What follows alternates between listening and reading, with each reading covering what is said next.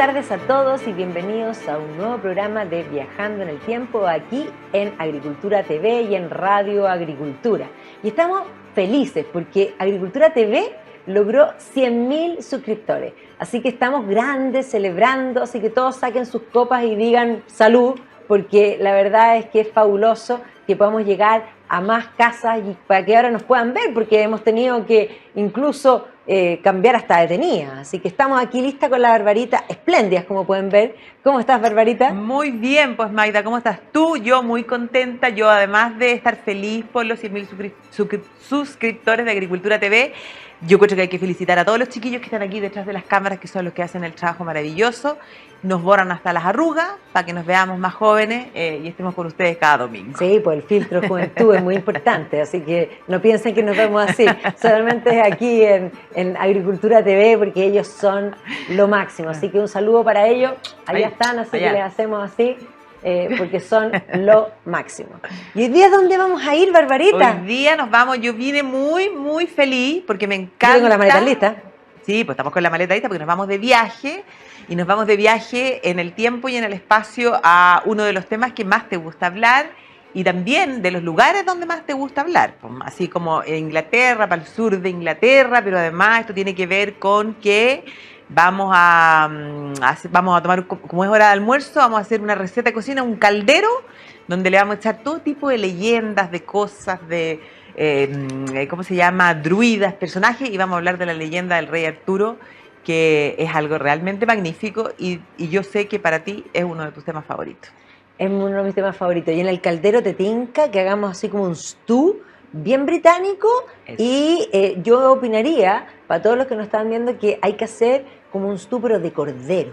Rico. Así que encárgate al tiro en carne de escudero unos corderos para que hagamos, y hay que ponerle puré de arvejas, claro, y salsa de menta. Sí, las dos cosas. Yo el otro día llamé a Carne de Escudero porque quería encargar cordero, pero en ese minuto no alcancé porque no iban a llegar, porque uno tiene que pedir si uno quiere algo específico. Entonces la idea mía original era, dependiendo del tamaño, haber llevado comprar un cordero entero, pero era muy grande, entonces la mitad. Y entonces me dijo la niña que uno llama con unos días de anticipación y uno pide, o sea, le quiero medio cordero, pero tráigamelo así ya faenado, la pierna separada, las costillitas aparte, y te lo traen sellado al vacío, cosa que uno lo pueda congelar, porque a veces comprar un cordero entero, si no es mucha gente, es demasiado. Entonces lo puedes congelar. Así que lo vamos a encargar, vamos a hacer el stew de cordero, el puré de arveja y la salsa de menta. Me parece fantástico. Bueno, y nos vamos a ir entonces al mito y la leyenda, al pasado, y vamos a saltar por varias épocas para poder explicar esta leyenda, y obviamente nos vamos a ir con Turismo Cocha, porque ellos organizan los viajes incluso al pasado.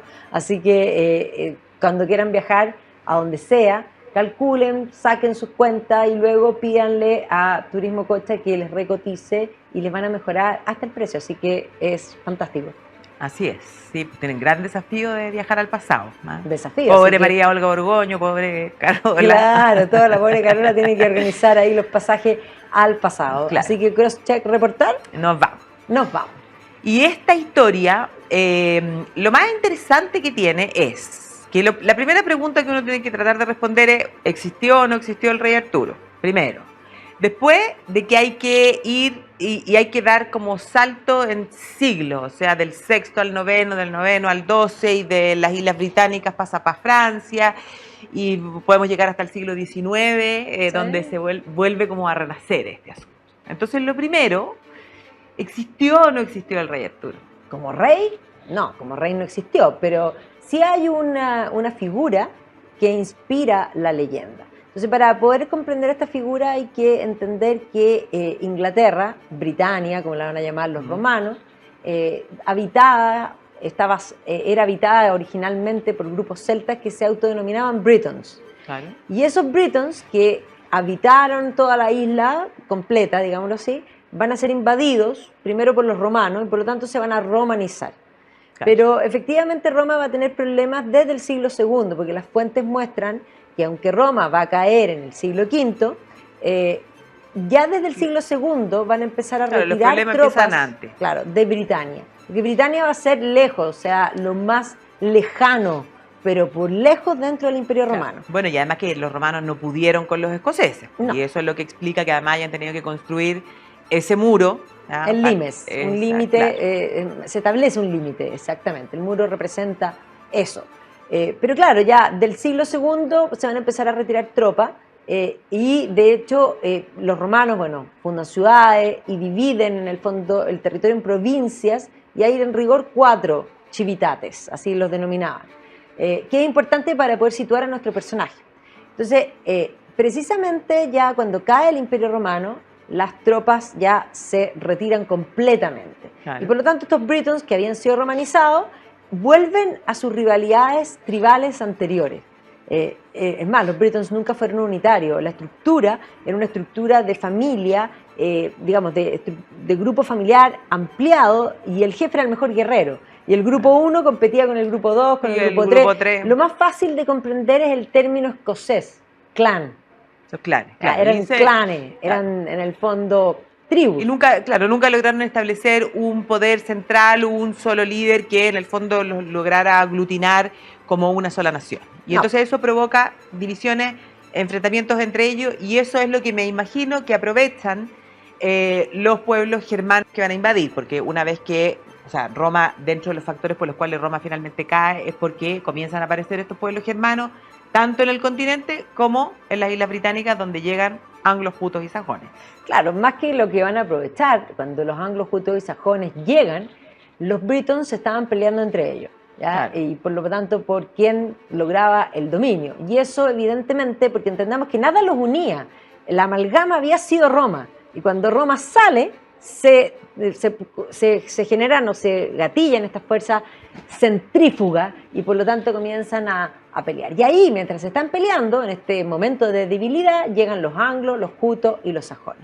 Y aquí hay que entender que para estudiar este periodo, que generalmente nosotros hablamos del siglo V, el siglo VI, de la baja edad media, temprana edad media, y muchos hablan de la edad oscura, Dark Age. Pero esa edad oscura se refiere no solo a la conflictividad bélica y los enfrentamientos por las invasiones, que algo de eso hay, pero principalmente porque hay pocas fuentes, y cuando hay pocas fuentes históricas tú no puedes reconstituir el pasado. Pero ciertamente hay fuentes en este periodo, y específicamente hay 2 fuentes británicas, que una es el Honorable Beda, ¿ya? Y la otra es Gildas, ¿ya? Y esas 2 fuentes lo que nos relatan es que de a poco estas invasiones de los anglos, los jutos y los sajones, que van a negociar con algunos de estos grupos britons, así como una especie de yo te contrato a ti, pero tú me ayudas contra el otro, en fin, mercenarios básicamente, que empiezan a negociar. Esta migración se va a tornar en invasión, ¿ya? Y entonces lo que nosotros vemos por esta fuente es que estos grupos que llegan y que primero se le dan las tierras de Essex, posteriormente van a ir entrando en el territorio y expulsando a los britons, que van a quedar relegados literalmente a Cornwall, que es la parte sur, esa puntita, y a Gales. ¿Ya? Entonces, la isla, los anglosajones van a ir instalando poco a poco su reino y se van a instalar como si fueran los dueños de lo que es Inglaterra. Se imponen de lo que hoy día es Inglaterra, porque no podemos hablar de Inglaterra. Se imponen los anglosajones. Entre paréntesis, que en estos últimos programas como que se nos ha olvidado recomendar películas, pero entre paréntesis, del mundo anglosajón, de ese periodo que tú decías y oscuro, me acuerdo que hace un par de años atrás, cuando estábamos en medio de la pandemia, creo que fue que ¿cómo se llama? Se estrenó una película que habla de cuando se descubre el tesoro de Seton Hoo. Ah, sí, pues. ¿Cómo se llama? ¿The Dig? Es con Ralph Fiennes, sí. No me acuerdo cómo se llamaba, pero efectivamente es sí, algo así. The Dig, sí, sí, The Dig en inglés, exactamente. Y claro, ese tesoro que se encuentra justamente en la época de la Segunda Guerra Mundial, o sea, es paralelo. Es uno de los tesoros más importantes del British Museum, está en el 2º piso. La gente va al British Museum a ver la piedra Rosetta, el Moai y a ver la piedra en el primer piso. Sí, hay que empujarse pero para poder... hay que subir al 2º piso porque el tesoro de Seton Hoo es realmente magnífico, que muestra la sofisticación de estos grupos que generalmente son ninguneados un poco sobre todo por la historiografía del siglo 18, 19, claro. Pero hoy día hay una revaloración por esas culturas, que eran culturas orales, pero que tenían excelsa cultura. Maravilloso, sí. Sí. Bueno, y volviendo, entonces estos anglosajones se imponen, los britons quedan relegados a estos dos territorios, y entonces estas dos fuentes que tú nos decías, Beda y Gildas, las dos fuentes hablan entonces de que existe un líder dentro de estos britons que durante una generación va a lograr imponerse a los anglosajones. Sí, no sé pero si no lo individualizan, no lo individualizan. No le ponen nombre. Lo que ellos dicen no le ponen nombre. Lo que dice tanto Beda como Gildas es que en esta migración y invasión anglosajona se produce un evento. ¿Ya? Los dos mencionan solo el evento, que se llama la batalla de Badon Hill.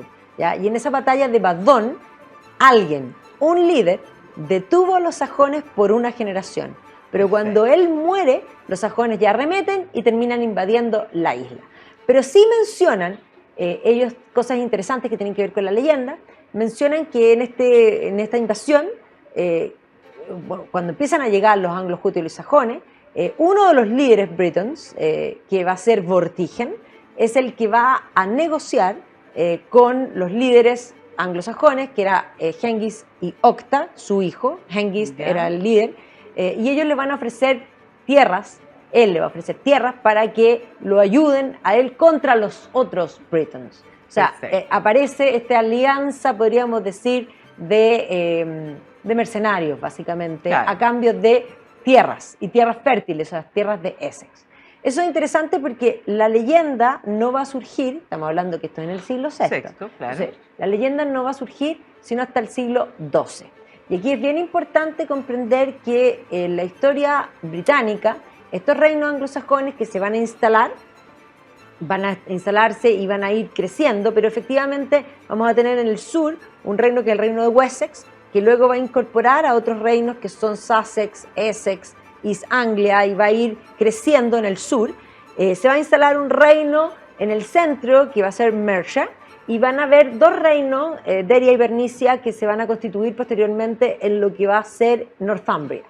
Ahora, a eso hay que agregarle que en el siglo IX van a invadir los vikingos, y por lo tanto, lo que es Northumbria va a terminar siendo un territorio ocupado por los vikingos, que se llama la Dane, donde está la Dane Law y la Dane Geld, porque había que pagar un impuesto a los vikingos, y que los vikingos van a asediar por 200 años la isla y van a intentar conquistar la isla. Y que va a ser desde Wessex donde se va a organizar la resistencia con los vikingos, con Alfredo el Grande, y que luego Wessex va a tomar Mercia y se va a ir constituyendo lo que es Inglaterra. Y de Mercia con Wessex ya incorporado, que ya tiene los reinos menores, que ha incorporado incluso Cornwall, o sea, hasta todo el sur-centro de Inglaterra hecho, desde Athelstan, a través del matrimonio, se va a lograr incorporar también Northumbria. Por eso hoy día se habla de que Athelstan sería el primer rey de Inglaterra.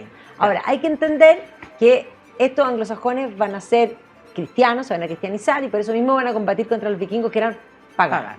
Entonces, en el 1066 se va a producir una nueva invasión, que va a ser la invasión normanda, porque muere el último rey anglosajón sin descendencia, que es Eduardo el Confesor, quien había elegido a su propio primo, que era Guillermo el Bastardo. Claro, Guillermo el Bastardo, duque de Normandía, como su heredero. Pero cuentan un poco, se dice que se habría arrepentido, Eduardo el Confesor. Y habría nombrado, cuando se murió, al señor más importante anglosajón, que era Harold Godwinson.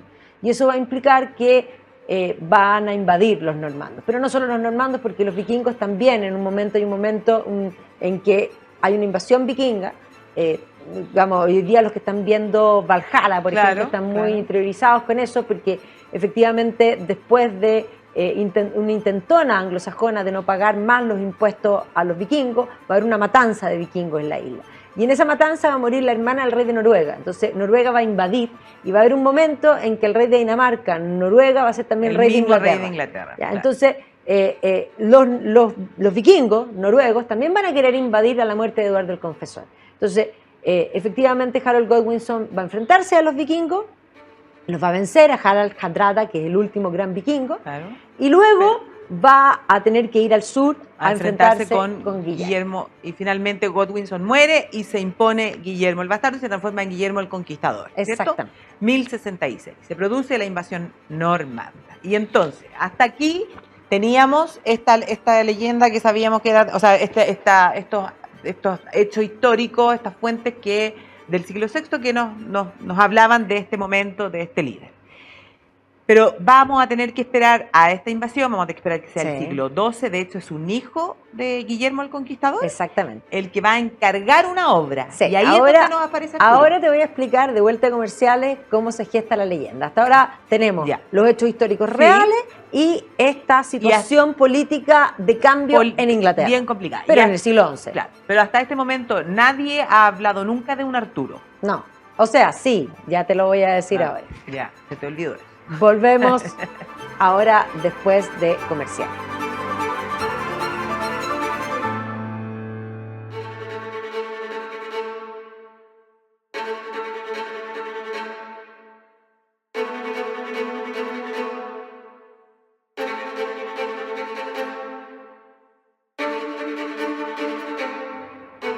Y estamos de vuelta aquí en Viajando en el Tiempo, en Radio Agricultura, hablando de la leyenda Arturo.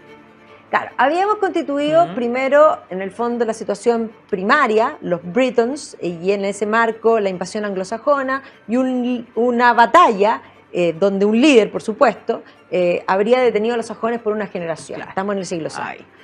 Nada de esto, eso queda ahí, y en el siglo XII se va a inventar la leyenda. Pero ciertamente, en las fuentes posteriores, en el tiempo, en el siglo VIII, incluso noveno, vamos a tener, porque es el 800, claro, el siglo IX, vamos a tener que Nenio, que es otro historiador que escribe una obra que es Historia de Britonium, en el fondo Historia de los Britones, va a decir que el líder de la batalla de Badón, ese que estaba mencionado en las fuentes de Gilda y Beda en el siglo VI, se llamaba Arturo. Y que era un Dux Bellorum. No dice que era rey. Señor de la guerra. De la guerra, exactamente. Entonces, ¿qué es lo que va a suceder? Entre el siglo VI, que acontecieron los hechos, y el siglo XII, que se va a producir la invención de la leyenda, va a existir una tradición oral que, de alguna manera, desde Gales, principalmente, donde fueron recluidos los Britons, van a cantar. ¿Te acuerdas cuando esta tierra era nuestra? ¿Te acuerdas cuando todo era maravilloso? Cuando todo era maravilloso y nosotros, tanto, los Britons, dominábamos todo esto. Exactamente. Porque además aquí va a haber una especie de bullying, en el sentido de que los anglosajones se van a apoderar de todo, y Gales, de hecho, a ver, así como aquí nosotros escuchamos, porque nosotros somos Hispanoamérica, fue conquistado por España, y por lo tanto nosotros escuchamos que existen los chistes de gallego, y que los gallegos son tontos, pero los gallegos no son tontos, los gallegos son celtas. ¿Ya? A diferencia de lo que podríamos decir es un sustrato visigótico, principalmente. Bueno, lo mismo que va a pasar en Inglaterra. Los galeses son celtas contra un sustrato anglosajón que son también germanos. Entonces, todo va a ser contra los galeses. Claro, eso es como un bullying a los galeses. De hecho, los ingleses cuentan los chistes así, en vez de los gallegos, los galeses. Los galeses, habían dos galeses y en el fondo y entonces todo esto va a ir, como podríamos decir, oral, un poco como para destacar o para rescatar lo que había sido la gloria de ese pasado maravilloso, todo tiempo pasado fue mejor, de los Britons. Exacto. Y yo me imagino, no sé, te lo pregunto, yo me imagino que con el paso del tiempo, en la medida en que esto se canta, que se traspasa de generación a generación, se le va poniendo personaje. O sea, se le va metiendo color. Esto es lo mismo que dijiste tú, dijimos que íbamos a hacer un caldero. Claro. Entonces tenemos un caldero hirviendo en el que en el tiempo van entrando cucharadas y se va sazonando. Claro. Pero los sazones no fueron suficientes hasta que aparezca. Exactamente. Y aquí lo que vamos a tener es que el tercer rey normando, porque invade Guillermo el Bastardo, duque de Normandía, que pasa a la historia como Guillermo el Conquistador, o sea, un upgrade no menor. Sí. Pero después de Guillermo I, va a gobernar su hijo, William Rufus. ¿Ya?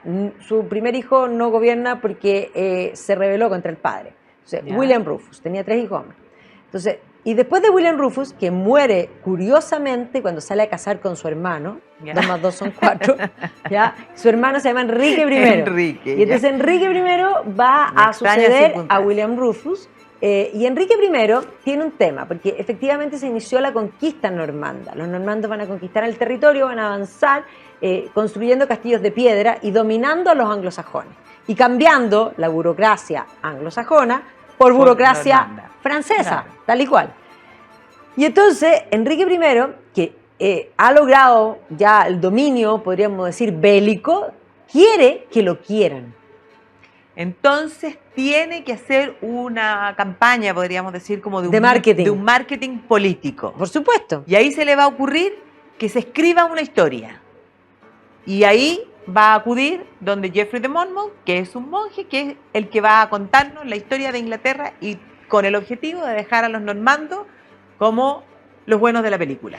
Exactamente. Le va a decir a este monje galés, que era profesor de la Universidad de Oxford, Geoffrey de Monmouth, brillante, que además con una pluma impresionante, le va a pedir que escriba la historia oficial de los reyes de Inglaterra, historia Regnum Britanniae. Y le va a pedir que adrede mete el periodo de oro del rey Arturo.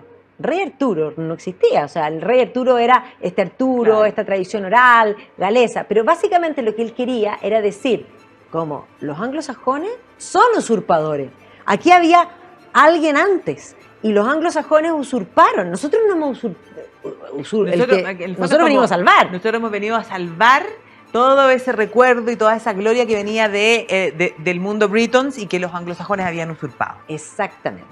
Y entonces ahí Geoffrey de Monmouth va a usar todo lo que puede usar, va a usar en el fondo todos los cantos bárdicos, porque ahí hay crónicas en el fondo de el Gododín, está también Aneurín, está en el fondo Taliesin y Aneurín son los principales bardos, ¿ya? Pero esto se había llevado también escrito. Por otra parte va a usar algunas cosas de santos que también mencionaban, o sea, Artus ya existía como Artus en la tradición oral y en algunos escritos. Entonces, ¿qué es lo que va a hacer Geoffrey de Monmouth? Va a usar a Gildas, a Beda, todas estas tradiciones, todo lo que puede usar y el resto lo va a inventar. Le pone su y lo va a inventar con color. Entonces, él va a partir la leyenda, la historia de Regnum Britanniae es una cosa maravillosa porque parte con unos reyes, porque él dice que, es más, parte con Brutus, príncipe troyano, que no quiere ser menos que Roma. Pero Eneas, príncipe troyano, Brutus, príncipe troyano, en la fundación de Londres. Pero luego va a seguir hablando de una serie de reyes hasta que llega Arturo. Y entonces lo que él cuenta es que efectivamente el padre de Arturo va a intentar, o sea, él habla de este momento en que se enfrentan todos los reinos, que están todos peleándose, hasta que finalmente aparece la figura primero de Vortigern, que aparece en las fuentes, y que Vortigern, según la fuente, habría negociado... Era el que había negociado y pactado a cambio de tierra. Claro. Bueno, aquí Geoffrey le pone color, entonces dice, Vortigern, que había logrado un liderazgo, va a encontrarse con Hengist, ¿ya? Y Octa, con su hijo, que efectivamente eso está en las fuentes, y ellos habían llegado además con una hermana, o sea, con la hija, Rowena. Y que Vortigern habría visto a Rowena, y me encanta como dice Geoffrey, porque Geoffrey siempre habla de que se enfermó de amor. O sea, quedó más caliente que... Pero, o sea, ahí le pone el pecado de la, el pecado de la carne, la lujuria. Y entonces, lujuria... Claro, por lujuria no pensó este Vortigern correctamente. No, entonces lo que va a hacer es ofrecerles tierra, y buenas tierras, a cambio de las jóvenes. Ya que es bastante más sabroso a cambio de servicios militares, claro, ya que es lo que aparece en la fuente. Sí. Bueno, entonces Vortigern va a ser un rey felón, un rey traidor, tanto en las fuentes históricas como en la leyenda. Y finalmente va a haber, de hecho Vortigern es importante sí mencionar que dice Geoffrey que en el reinado de Vortigern, que lo convierte en rey y era simplemente un líder, va a saber de un joven que ve el futuro. Y entonces... va a hacer traer a este joven a la corte y así va a llegar Merlín. Y Merlín va a augurar que va a haber una batalla entre dos dragones y que en el fondo va a ser derrotado uno de los dragones y eso auguraba que Vortigern iba a caer. Y Vortigern va a caer, va a haber un desorden, va a asumir Ambrosio Aureliano primero, que tiene un nombre muy romano, pero recordemos que fue la ocupación romana, y Ambrosio Aureliano termina muriendo y termina subiendo el hermano de Ambrosio Aureliano que se llama Uther Pendragon. Entonces, Uther Pendragon va a asumir... Llama la atención mucho la diferencia de dos hermanos. Dos hermanos, Ambrosio Aureliano y Uther Pendragon. Claro. No, sí, impresionante. Muy bien. Bueno, y Uther Pendragon es el que va a ser papá del rey Arturo. Exacto. Y Uther Pendragon va a heredar, podríamos decir, a Merlín, desde la corte de Vortigern. Entonces, Merlín va a decidir ayudar a Uther Pendragon y él va a lograr consolidar los reinos y lograr pacificar, podríamos decir, todo lo que es la isla. Y entonces, para unir, ya son cristianos, porque Godfrey de Monmouth es un monje, para unir a la isla, Merlín le recomienda que haga un festín de Navidad. Y en ese festín de Navidad, Uther Pendragon invita a todos los reyes, hay muchos reyes aquí, a todos los reyes de la isla. Y señores, básicamente estamos en una época feudal, en el siglo XII. Godfrey de Monmouth escribe con la lógica de su tiempo. Sí, pues y eso es súper importante y nunca hay que olvidarlo cuando uno habla de este tipo de leyendas, cuando uno habla de estos distintos ciclos literarios, que en realidad, claro, toman hechos históricos del pasado, pero los traen a su tiempo. Y entonces finalmente son obras que reflejan muchísimo más la época del siglo XII. Del siglo XII, claro. Por supuesto. Bueno, y ahí efectivamente Uther va a invitar al festín de Navidad, van a llegar los señores y va a llegar Patrick, que era en el fondo el señor de Cornwall, que es la parte sur de Inglaterra, y habría llegado al festín con su mujer, Igraine. Y durante el festín, el propio Uther Pendragon, que encontró que Igraine estaba extraordinaria, envuelto en llamas, se le va a insinuar. Y Patrick se va a indignar, y esto va a provocar en el fondo un conflicto. Merlín está indignado porque no puede entender que esto era para traer la paz. Claro, se había convocado para traer la paz y la unión, se termina él sintiendo atraído por esta mujer y al final las cosas generando la discordia. Y por lo tanto Patrick de Cornwall se va indignado con Igraine, y de ahí en adelante Uther Pendragon, y es genial como lo dice Godfrey de Monmouth, no podía pensar, no podía hacer nada, y dice tal y cual, se enfermó de amor. Y entonces en un momento Merlín va y le dice, ya, no, terminemos solucionemos este problema. ¿Qué hacemos? Entonces él le dice, no, es que necesito, tal y cual, yacer con Igraine, eso es lo que necesita.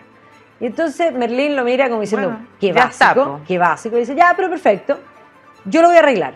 Pero de esta unión van a ser un niño, y ese niño va a ser mío. ¿Y qué le dice Uther, que no está pensando con la cabeza de arriba? Por supuesto, con la cabeza de inmediato, de abajo, solucionalo al tiro. Todo lo que tú quieras. Entonces, espérate, un paréntesis. Entonces Merlín no es un personaje del todo bueno. No, es que lo que pasa es que hay otra obra de Godfrey de Monmouth, porque Godfrey de Monmouth incorpora a Merlín a Historia del Reino Británico. Pero también escribe la historia de Merlín. Sí, él escribe otra obra que se llama Vita Merlini, donde él cuenta la leyenda de cómo surge Merlín. Y ahí lo que él cuenta es que un rey, que en el fondo va a entrar en un conflicto con unos demonios de rango menor, incubos en el fondo, el incubo va a querer vengarse de este rey y va a violar a una de sus hijas. Y entonces esta niña va a quedar embarazada del demonio, de esa violación, pero ella va a rezar, y la familia, en fin, y ella es muy buena y va a nacer Merlín. Entonces, y nace bueno, pero con poderes curiosillos. Sí, pero no es enteramente bueno. No se nos puede olvidar nunca que es hijo de un demonio. Ya, perfecto. Sí, pues porque le dice, decirle a Uther Pendragon, ya listo, yo te lo resuelvo, pero el niño resultante me lo entrega, suena como curioso. Lo que pasa es que tenía poderes de ver. Claro, pero en otros momentos sí es como el consejero. No, sí es un buen consejero, en general es un buen personaje y es un personaje bastante sabio. O sea, Merlín lo que sabe es que Uther no va a llevar a la unificación del reino, su objetivo es la unificación del reino y por lo tanto él decide que ese niño, que es de estirpe real, va a ser criado por él en buena línea para consolidar el reino. Porque está viendo el objetivo político. Entonces, efectivamente, él va a ir a Cornwall. Y Patrick de Gaulois vivía en una fortaleza que se llama Tintagel, según la leyenda, y efectivamente ahí lo que va a suceder es que Patrick de Gaulois va a salir de esta fortaleza inexpugnable, porque las costas de Cornwall son acantilados verdes sobre el mar, ¿ya? Y el castillo estaba arriba, pero el castillo está, en el fondo hay que pasar por un puente y es realmente inexpugnable. Es un castillo que no necesita murallas porque no se puede llegar ahí. No se puede llegar, hay un solo lugar de acceso, una sola entrada. Y entonces Patrick de Gaulois sale, se despide de su mujer y se va a la batalla. A los 10 minutos, voy a ponerle así tiempo por decir algo, pero entra Patrick de Gaulois, pero no es Patrick de Gaulois. Ha sido, lo que hizo Merlín es que le dio la forma física a Uther Pendragon de Patrick de Gaulois.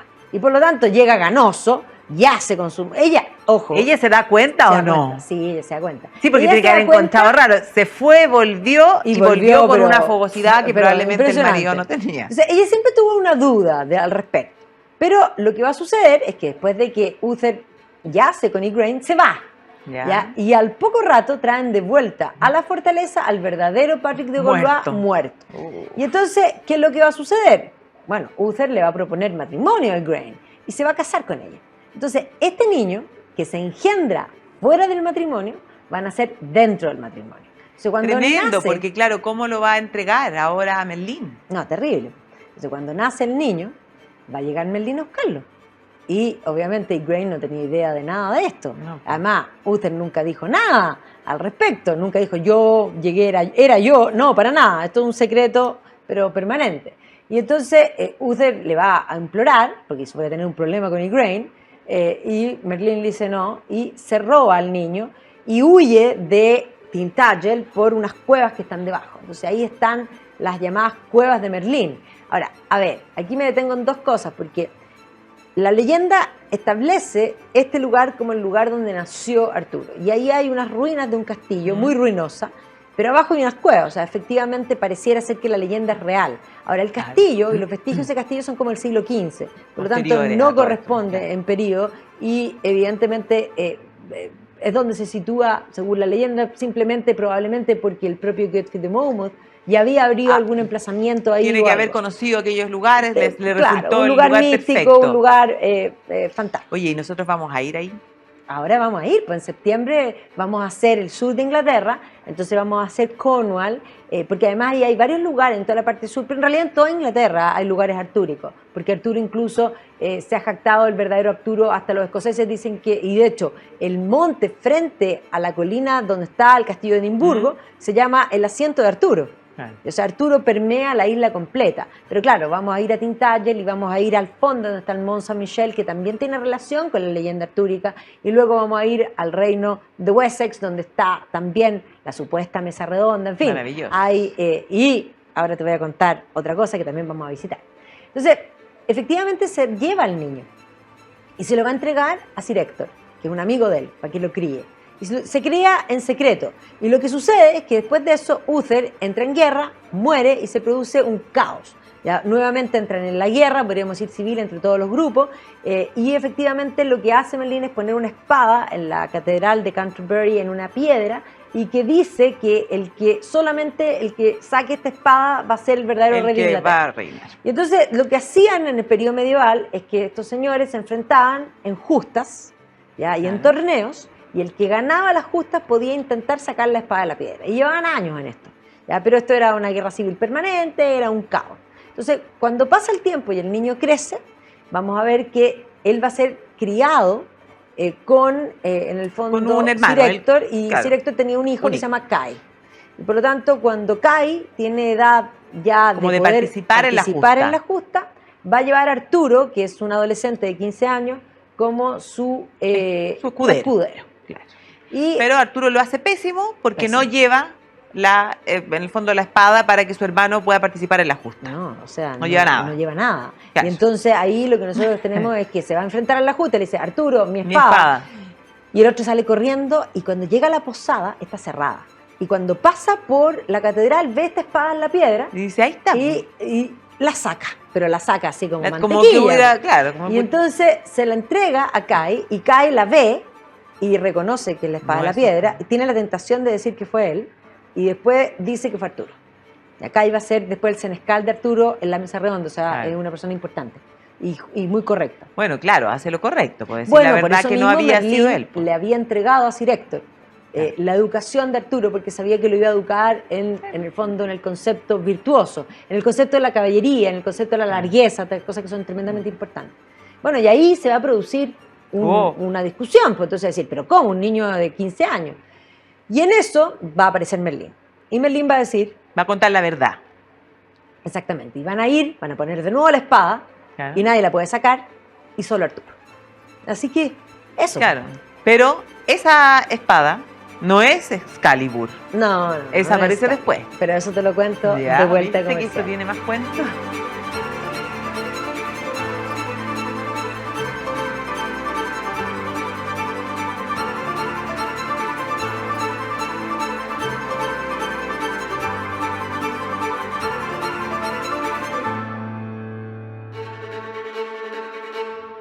Y estamos de vuelta aquí en Viajando en el Tiempo, en Radio Agricultura y en Agricultura TV, hablando de la leyenda artúrica. Esta leyenda artúrica, bueno, hay muchas películas, pero es que esto da como para hacer una serie de no sé cuántos miles de capítulos. Pues, pero todas las series que han hecho no son malas. Sí, pues, claro. Y son malas porque pretenden hacer el Arturo real, porque pretenden desvincularse de la leyenda, porque la leyenda tiene tanto caldo que en realidad no debería innovar en nada. No, solo con la leyenda te da para miles de capítulos y para ir contándote todas estas historias paralelas. O sea, por un lado, o sea, imagínate conocer la vida de Sir Héctor, cómo cría Arturo, después, o sea, da para mucho. Da para mil. Además, si uno piensa, yo no te agregué que cuando Uther se casa con Igraine y nace Arturo, Igraine tenía con Patrick de Gaulois una hija. Claro. Y esa hija es Morgana. Claro. O sea, ahí... Y entonces después está toda la historia de Morgana y después si agregamos al resto de los caballeros, que aparezca Lancelot, o sea... No, y además enlaza con todas las otras leyendas, porque en el fondo todavía te estoy contando... Pero eso te iba a preguntar, ¿hasta aquí todo esto es Geoffrey de Monmouth? Ya, o sea, todavía no mete cuchara Chrétien de Troyes. No, todavía no. Pero ya Perfecto. Va a meter no solo Chrétien de Troyes, La Llamón, hay una serie, digamos, lo que va a suceder es que esta obra de Geoffrey de Monmouth va a ser tan exitosa que van a empezar a complementarla con cucharadas nuevas para el caldo. El caldo va a quedar sabroso. Claro, incluso desde Francia. Desde Francia. Claro. Entonces, la leyenda artúrica se va a tejer tanto en Inglaterra como en Francia. De hecho, cuando uno va a la Bretaña, en la zona, ahí está el bosque de Groenlandia y ahí está la tumba de Merlín. Y ahí está, en el fondo, todo es Arturo también, o sea, porque son los bretones son también celtas. Entonces esta tradición se va a cantar ahí, pero posteriormente esto va a ser tan exitoso que en Alemania van a haber complementos, van a surgir tardíamente, en el siglo XIII, que van a empezar a recontar la leyenda artúrica, pero los alemanes tienen la característica, porque sobre todo en la beta, porque la leyenda artúrica va a desarrollar una beta en Francia desde Chrétien de Troyes, que va a implicar la creación de la leyenda del Santo Grial, que se va a incorporar con la leyenda artúrica. Y esa leyenda del Grial que establece Chrétien de Troyes va a ser retomada por Robert de Borrón primero en Inglaterra y posteriormente va a ser tomada por Wolfgang von Eschenbach en Alemania. Pero esto también se va a enlazar con la leyenda de Tristán y Isolda, que ahí Stratford también va a hacer la bajada alemana. Con todo esto habría... Es un tejido muy complejo. Sí, habría para hacer una serie de varias temporadas y de muchísimos capítulos. O sea, todo. Claro. Todo. Si te dices que te estaba al comienzo, antes de partir, que te dije que había un personaje en una de las teleseries de la Barbie, o sea, una película de Barbie, que se llama Rowena. Y entonces dije, ¿de dónde ha sacado el nombre de Rowena? Bueno, pero Barbie ha tomado muchas cosas, fíjate, créeme, de la leyenda artúrica, porque efectivamente cuando Arturo saca la espada de la piedra, voy a volver al tiro Barbie, no te preocupes, cuando saca la espada de la piedra va a haber una guerra civil y varios van a decir que no lo van a apoyar y por lo tanto va a pelear la guerra civil. Pero va a tener algunos señores, entre ellos León de Grace, que se va a cuadrar con Arturo. Y León de Grace, después de que ya Arturo gana, porque Arturo va a lograr imponerse, y para celebrar, Merlín va a traer el anillo de los gigantes de Irlanda y lo va a poner donde se peleó la batalla de Salisbury, que está en las colinas cerca de Salisbury, y eso es Stonehenge. También vamos a visitar Stonehenge en septiembre. Entonces, Stonehenge estaba ahí desde antes, pero es mucho más romántico decir que lo trajeron para conmemorar, para celebrar, imagínate. De los gigantes de Irlanda, una belleza. Claro. Una belleza. Bueno, y León de Grace, que lo apoyó, le va a ofrecer después del matrimonio a su hija, Ginebra. Guinevere, ¿ya? Y Guinevere tiene una hermana, en el fondo, gemela. Y lo que la distingue de la hermana es una mancha de nacimiento en el hombro. Bueno, en Barbie, donde hay así como la princesa y la mendiga, no sé qué, también una tiene la mancha. Toda la razón. Es que yo me veo todas las películas de Barbie, como yo tengo puras niñitas, entonces es parte de mi vida. Sí, así que eso también lo toman precisamente de ahí. Ahora, ahí es interesante porque, bueno, van a contar un poco como Arturo se va consolidando de rey. Antes de que se case con Ginebra, Arturo va a empezar a formar esta comunidad de caballeros, podríamos decir, que va a ir constituyéndose posteriormente en la mesa redonda, porque la mesa redonda, como tal, va a ser entregada por León de Grace como dote de Ginebra en el matrimonio. Ahora, esa mesa, según no Geoffrey de Monmouth, sino que Robert de Borrón, posteriormente, Es una mesa que, la primera mesa sería la mesa de la última cena. Claro. La segunda José mesa, de porque Arimatea. además en esa leyenda, el grial, el santo grial, la copa que Cristo usó en la última cena y donde José de Arimatea recogió la sangre de Cristo, llegó a Inglaterra. Entonces, Claro. la primera mesa es la de La última cena. La segunda mesa la de Arimatea. es, en el fondo, de José de Arimatea. Claro. La tercera mesa va a ser la de Merlín. Y todo queda Todo queda entrelazado. Bueno, pero cuando está en la mesa redonda ya tienen los caballeros, salen a pelear, la caballería, en fin, y Arturo también quiere. Entonces Arturo va a salir con esta espada de la piedra a, en el fondo, hacer lo que no le corresponde. ¿Ya? Y por lo tanto, como va a hacer lo que no corresponde, va a quebrar la espada. Entonces, un día no vuelve. Y Merlín está preocupado y lo empieza a buscar. Y lo sale a buscar y lo encuentra bajo un árbol llorando. Llorando era niño. Claro, porque había Entonces, roto la espada. Había roto la espada y no era digno. Es como el Japrín con Ja. Claro. Un árbitro sin pito, una espada, o sea, un caballero sin espada. No. ¿Una casa sin marido? Una casa sin. Entonces, bueno, le va a decir, digamos, Merlín, que vaya a la Dewsbury Pool, ya, que es un lago, y que le diga que ve. Entonces, en principio no ve nada. Pero de pronto ve salir de la Dewsbury Pool una mano con una espada. Ya, con una espada que es la espada que le va a entregar. Geoffrey de Monmouth habla de Excalibur, pero posteriormente se va a hablar de Excalibur. Y Excalibur es una espada forjada en un reino mágico que está debajo del lago, donde habita la dama del lago. Ya, para que un poco te hagan la idea. Lancelot es un caballero que se incorpora posteriormente y que es inventado pero por también Chrétien de Troyes. Cría con la dama del lago debajo del agua. Exactamente, pero lo que pasa es que Chrétien de Troyes incorpora a este caballero en una historia que se llama, en el fondo, Lancelot Le Chevalier de la Charrette. El señor de la carreta. El señor de la carreta. ¿Ya? Para que no hablan francés. Ahí cuenta, efectivamente, que Arturo, después de que consolida el reino, que ya tiene Excalibur y que ya tiene la mesa redonda, habría ido al continente, habría down to the continent, como dicen los ingleses, y que habría llegado hasta Roma. Y que cuando baja hacia Francia se habría hecho amigos de, en el fondo, unos señores que posteriormente van a ser atacados y el hijo de ellos... Esos son los papás de Lancelot. Los papás de Lancelot. Los hijos de ellos, en el fondo, Lancelot se habría salvado de esta matanza y que la dama del lago lo habría tomado y lo habría criado en su reino mágico. Entonces Lancelot fue criado debajo del agua, en el reino de la dama del lago, pero podía respirar, no te preocupes. Eso no es un problema. Eso no es un problema. Y que posteriormente se incorpora. Una cosa, si ya ahora lo pone Geoffrey de Monmouth en el continente llegando a Roma, ya ahí es como que se le pasó la mano con la leyenda. Porque bueno, eso ahí es donde habría quedado alguna fuente, algún vestigio de que... Por eso tenemos certeza de que no es real. Porque en el fondo las fuentes históricas no lo mencionan. Es una invención literaria, política, que tiene fines políticos iniciales, pero que luego desborda todas esas intenciones políticas y se convierte en una de las mitologías creativas, como diría Joseph Campbell, más profundas. Sí, porque va combinando, va entrelazando leyendas, en fin.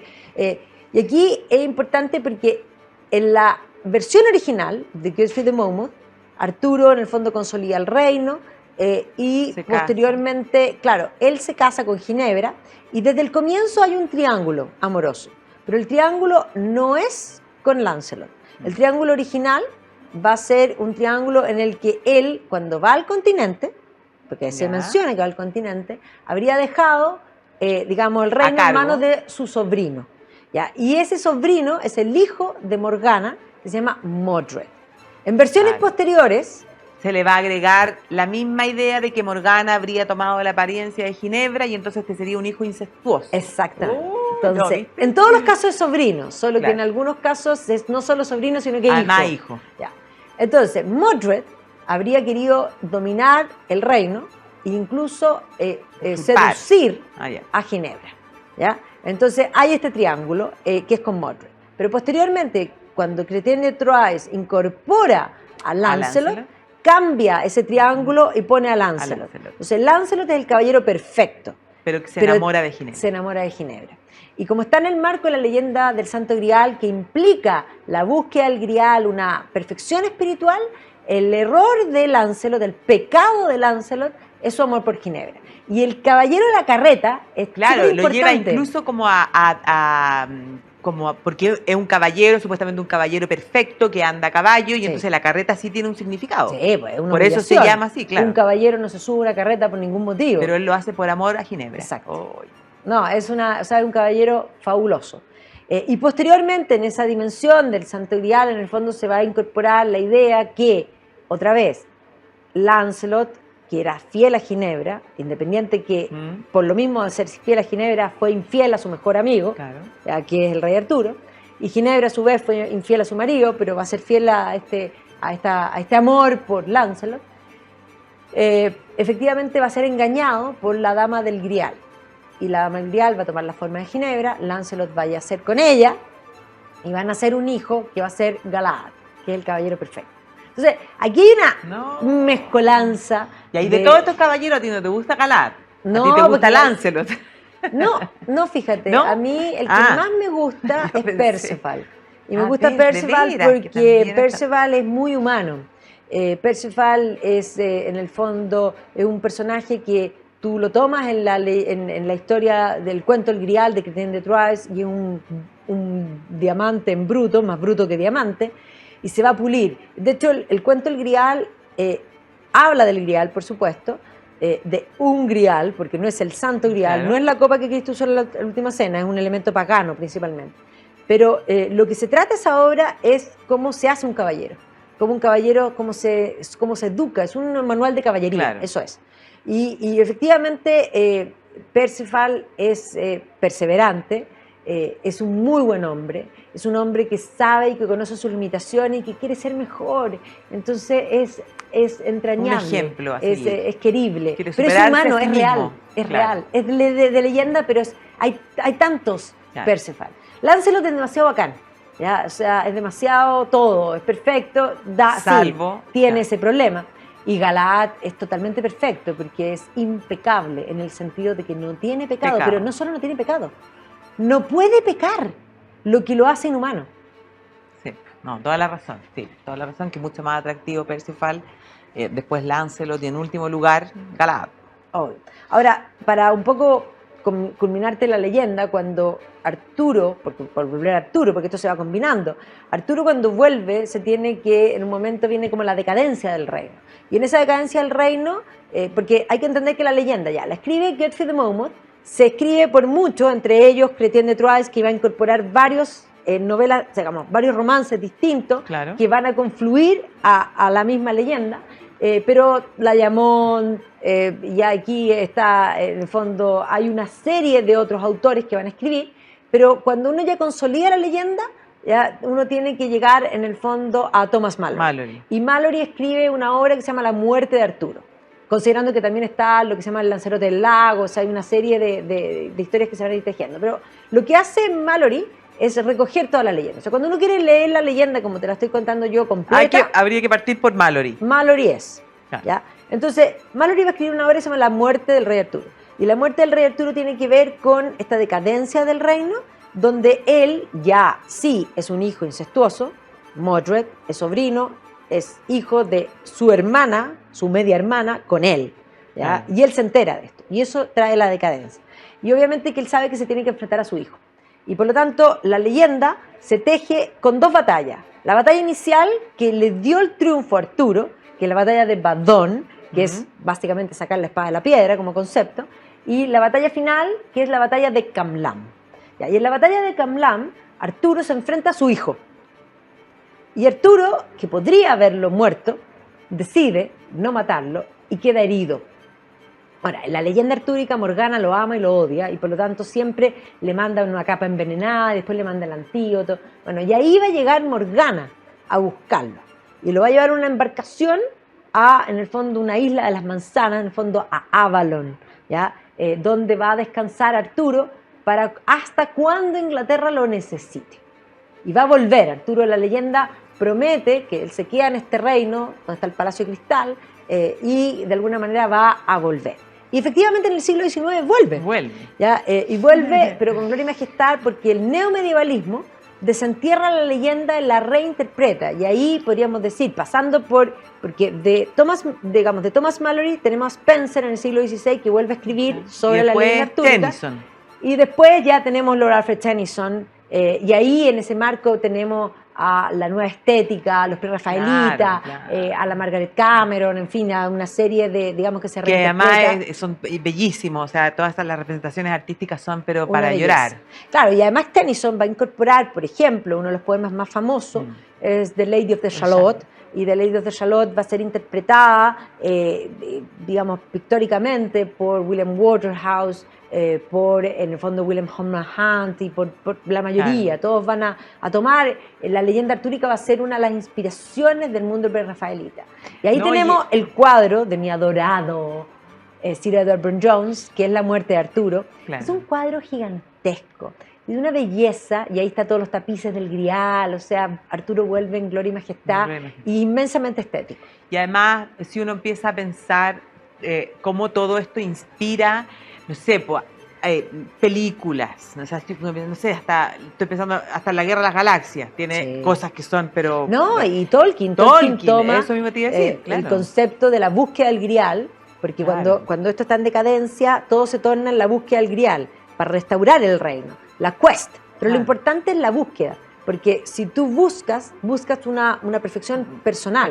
Entonces, interior. Ese concepto de quest, que además va a formar como una especie de Fellowship of the Grail, esa Fellowship of the Grail es lo que posteriormente Tolkien toma como el concepto de Fellowship of the Ring, ¿ya? Y la diferencia está también, porque en el fondo las dos son historias de expurgar pecado.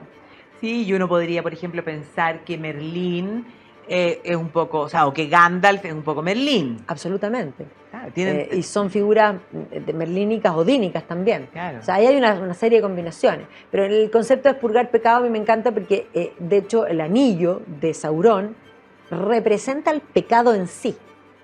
Entonces, la naturaleza se renueva cuando el pecado, en el fondo, es redimido. Y en rigor, ¿quién redime el pecado? ¿Quién perdona el pecado? Cristo. Entonces, ambas son, en el fondo, son cristianas porque la leyenda, aunque tiene un origen pagano, se va a ir cristianizando en el tiempo. Le van a ir sacando los elementos paganos, los elementos celtas. Bueno, eso es mi tesis. Mi tesis fue los elementos cristianos y paganos de la leyenda del Santo Grial. Maravilloso. Un día me la dieras prestar para leerla. Sí. Oye, ¿y todo esto para hacerle la competencia a Carlomagno? Claro, ¿viste?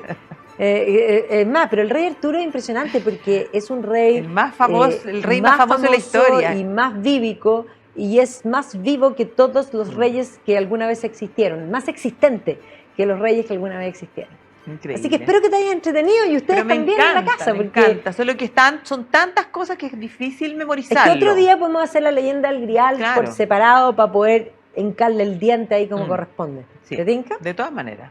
Bueno, y nada, pues te agradezco, Barbarita, les agradezco a ustedes y nos vamos a estar encontrando el próximo domingo aquí en Viajando en el Tiempo, en Radio Agricultura, en Agricultura TV, en Zapping y también en el canal de la Red Cultural, porque estamos en todas partes, porque vamos ganando espacio para que la cultura llegue a más personas. Así que para llegar a ser omnipresentes. Omnipresentes, en todas partes. Así que muchas gracias muy bien. Y felicitaciones nuevamente a Agricultura TV por los 100.000 suscriptores. Así que pongan la campanita para que les avise. Suscríbanse y nosotros aquí nos vamos a quedar esperando el cuadrito. Cuando llegue el cuadrito ese que da YouTube, nos vamos a sacar una foto para mostrárselo. Por supuesto.